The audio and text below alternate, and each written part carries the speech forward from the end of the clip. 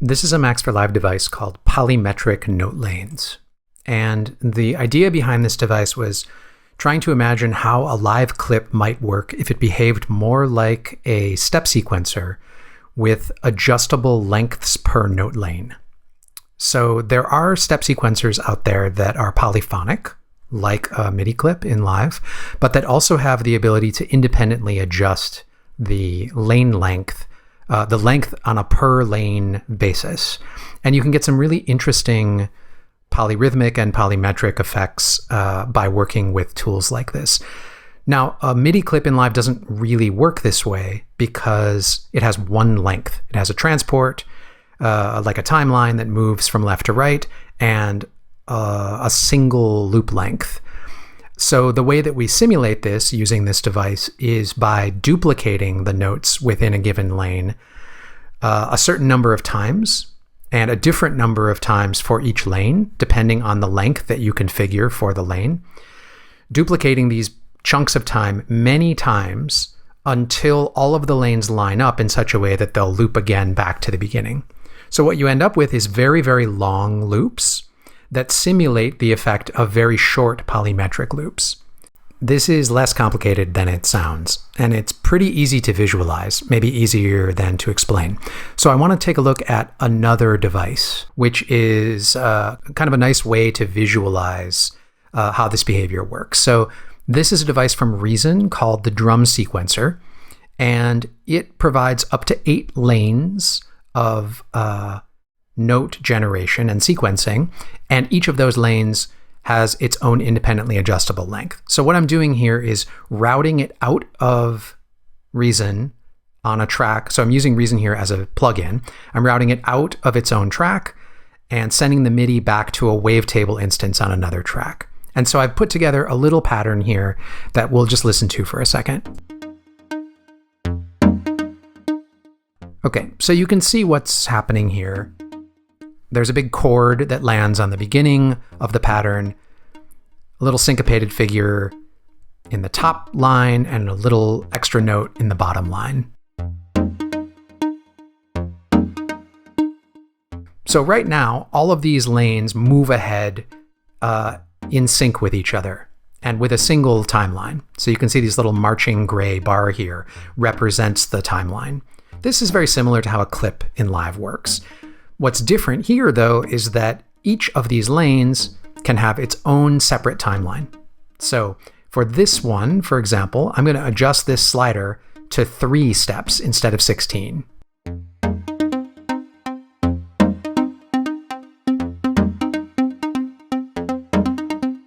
Okay, that's cool. We have this interesting polymetric pattern where all of the lines but one are moving in 16 steps. And the second line from the top, this line that's triggering C3, is moving in 3 steps. Let's set some other ones. We'll set this one to 5. And maybe 7 here. Prime numbers are nice because they line up in interesting ways that don't easily align with the other steps. Well, how about 11 for this one?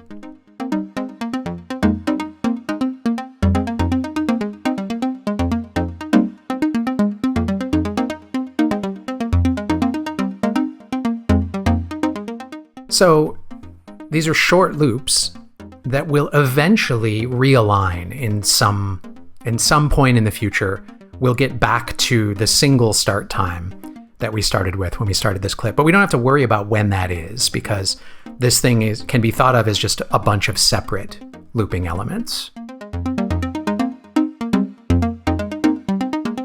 Okay, I like patterns like this. This is a thing that I try to do in my own music often, and it's fun to do with sequencers like this. But clips give you some possibilities that you don't get with a sequencer like this. So let's move over to a clip in live and take a look at some of the things that we might do there. And I have a clip here that I've configured to do something similar to that original pattern. And let's just listen to how that sounds to start.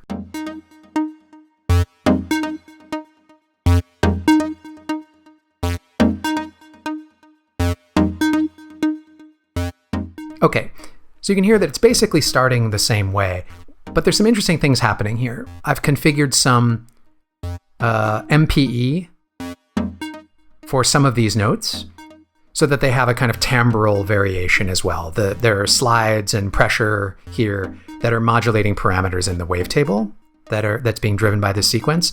And also notice that the notes have different durations.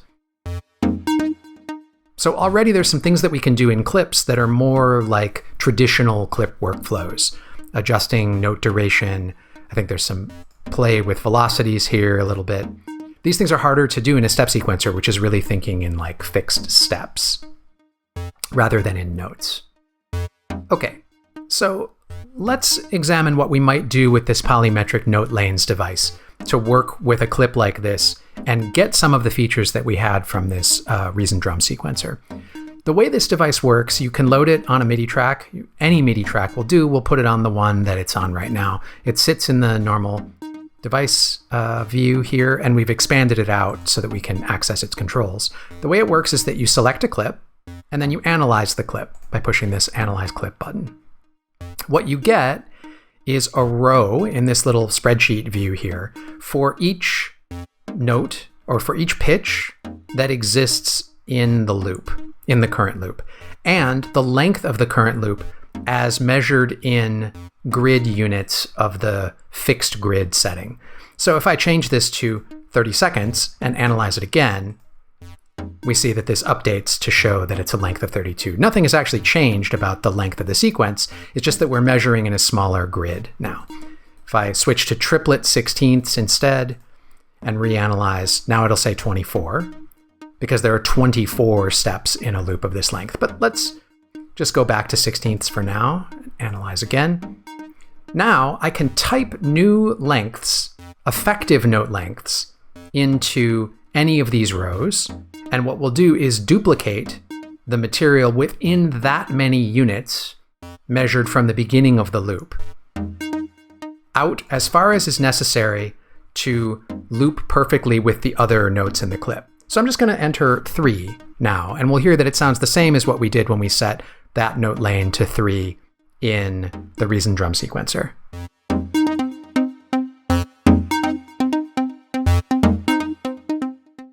Okay, but what's happened here is that we aren't looping the first 3 chunks of time. We're duplicating them, and we're duplicating all the other material as many times as is necessary for each of these lengths to wrap around perfectly.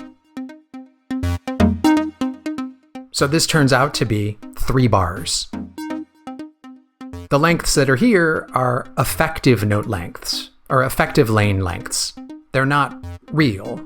What happens is that the material gets duplicated and the clip loop length is extended to be the least common multiple of all of the note lanes.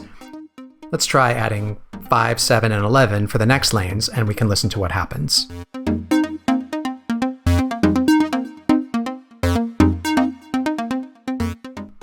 Oops, I wanted to do 7 there instead.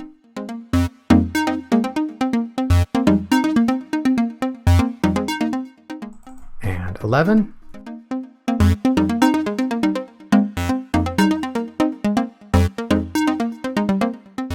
We now have a very long clip. It's several hundred bars long, which is how long it takes for this loop to wrap around perfectly.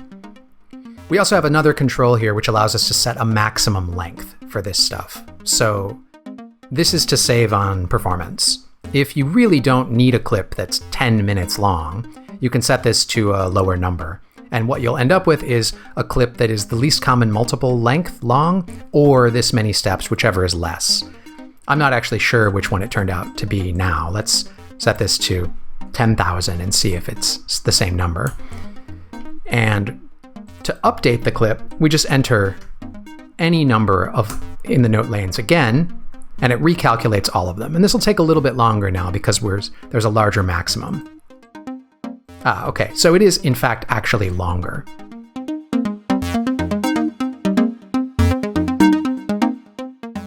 So we have extremely long clips that we're working with here, but they sound like a series of short polymetric loops.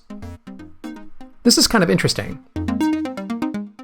There's some other interesting things that you can do here that are maybe not so obvious. One is that what we're duplicating is time rather than notes. So I can enter notes anywhere I want in relationship to this grid. If I go back and delete all of this stuff again, and let's go back to a loop that's short and crop the clip. This gets us back to where we were before, and if we reanalyze now, you'll see we're back to 16 steps. I could put notes here and here, but I could put them in strange places.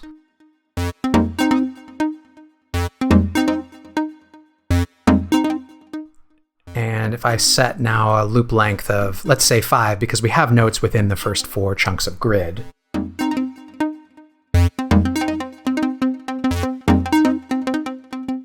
What we're looping now is these 5 16th notes worth of time, and the notes that are within that chunk of time, even though they're offset from the grid. This has some interesting implications. As long as we don't reanalyze the clip, which will then adjust everything to be the long length, we can continue to work with notes that are offset from the grid like this, and duplicate them as if they were part of a step sequencer, but that doesn't have steps that are aligned with, or that doesn't require the notes to be aligned with the steps. We can also do things like change to a different grid,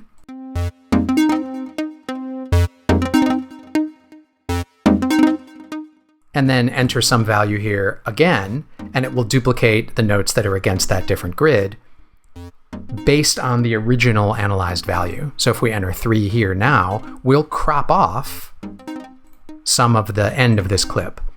So what will we do? We'll duplicate. I've switched back to 16ths now. We'll duplicate this grid, and this grid, and we'll truncate the stuff that's in the middle. Oops, not 33, but 3.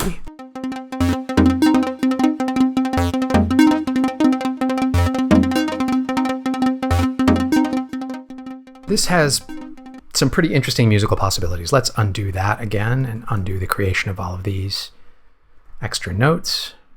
Reanalyze once more. We can also enter fractional lengths in here. So if instead of 3, we enter 3.14.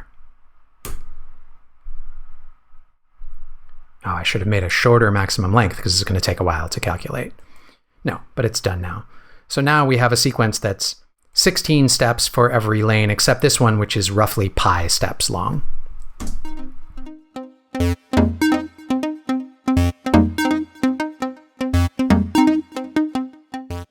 So here we can straddle this interesting border between simple polymetric sequences that are set against a single grid and much more complicated polyrhythmic sequences that imply many grids at the same time. So non-integer lane lengths, that's kind of interesting. So maybe the most interesting thing that you can do with this is, in addition to being able to create these simulated polymetric loops within a single clip, you can also easily extract out each lane to a separate clip. So let's go back to our original polymetric pattern of 3, 5, 7, and 11. And let's turn the top row into 8 so that it duplicates the first half of the thing twice.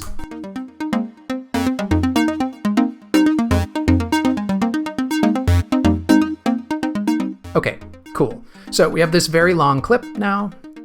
And what we're going to do instead of having a long clip is extract each of these note lanes to a separate clip. And when we do this, we create as many new tracks as we need, and then each clip into the same scene in each of the new tracks. And then we name the clip for the original note name or note MIDI note number and name that we saw in our little chart, and its actual length, not its effective length. So this clip that's 5/16 long is literally now 5/16 long. So this has some pretty powerful options. We can stop this clip now, and we'll set monitoring back here. Okay, we're still playing our Reason rack. So let's turn that off. And now I'm going to set all of these clips. I'm going to multi-select these clips and set their MIDI 2 outputs to the original track, to our wavetable track.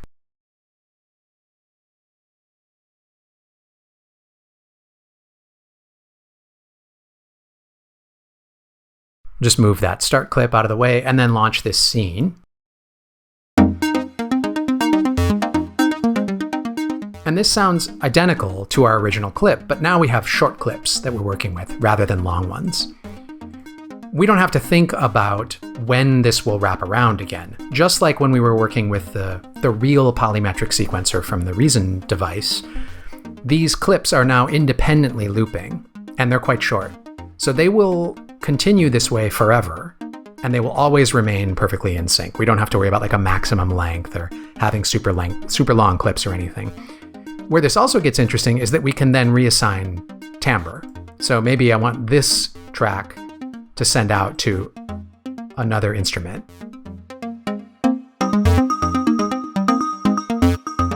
And maybe this one too.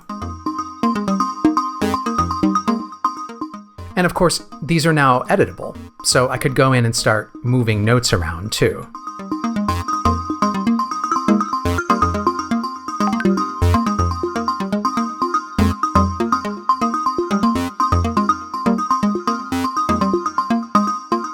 So these kinds of patterns would be pretty time-consuming to build up without a device like this. But when using this kind of device, it becomes much easier and more playful to work with. All right, let's go back to our original starting clip again. One thing that's maybe not immediately obvious is that once you start duplicating material by changing lane lengths, you quickly end up into a situation where what sounds like short loops is actually very long loops. Which means if you start making edits, so for example, if I say I actually want to move these notes a 16th note later, as soon as I make any edit again, these notes will be wiped out. Because what we're doing is measuring from the beginning of the clip. So if I enter 3 here again, watch what happens to those 2 notes. They just jump back to where they were. Because the actual length of the clip that we're working with here is only these first 3 grid units. So if what you want to do is work with very long sequences, you may have to go in every once in a while and like wipe out long chunks of material. So maybe I delete all of this and I put a note here. And then I might have to do a little bit of manual calculating. So what, 4, 8, 12, 16, 32, another 4, 36, 40, and this is 41 steps later. If I actually want a pattern that's 41 steps long, I can enter that. And now we've duplicated the first 41 steps.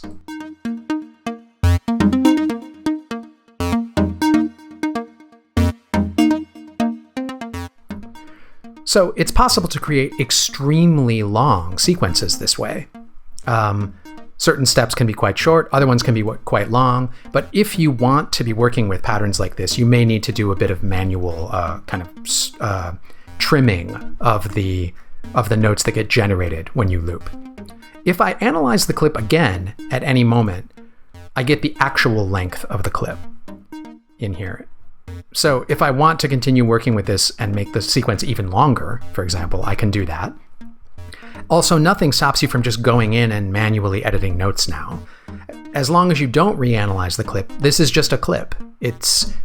You could delete this device and continue working with this as a pure MIDI clip and make as many edits as you want. And the same goes for the extracted clips as well. I can also re-enter the original lengths here and condense the clip back down. And this won't change the sound of the original clip. What did we have? 41 here, I think? 5, 7, 11. Something like this. So the clip can grow and shrink as necessary to either reach the maximum number of steps or the least common multiple of all of them, whichever's shorter. So working with short clips, with long clips, or short lane lengths, long lane lengths, it doesn't really matter. You can work with this any way you want. But it's important to remember that you're always measuring from the beginning of the clip. Maybe one thing that's also important to know, if I remove a note from the first chunk of material and then attempt to create a length that doesn't include that note. So now there's no notes in the first 3 grid slots here. If I enter 3, this simply deletes that note number from the grid and then reanalyzes the whole clip. This is because there's nothing there to duplicate. I would be just duplicating silence at that point. So it gets removed from the graph for you. That's kind of a quick look at what's possible with a device like this. It's free and downloadable from maxforlive.com, and I hope you enjoy it and make some interesting patterns with it. Thanks.